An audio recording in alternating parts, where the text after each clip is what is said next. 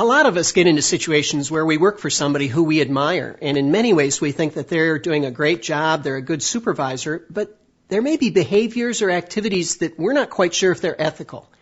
The first thing I would recommend is, because it's an okay supervisor, that you go ahead and talk with the person and say to them, I value you as an individual, I appreciate this about you or that, and you've set the stage where you're showing them that you're supportive of them, not critical of them.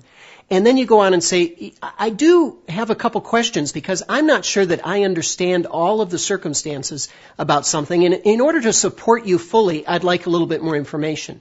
And so they'll invite you to ask that question. And you can go ahead and bring up the specific situation and say, I know that you're ethical. I know that you care a lot about doing things the right way.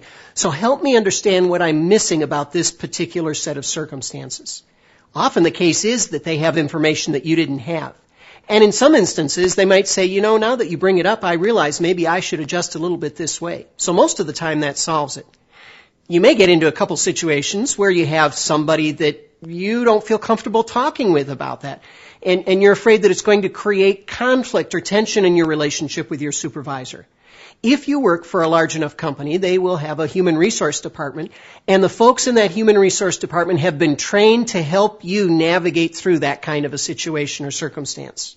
And then finally, there may be situations where it's really a serious ethical or legal issue, and you feel an obligation that you need to let the company know about something that could really put them in a bad spot or could reflect very negatively on their future.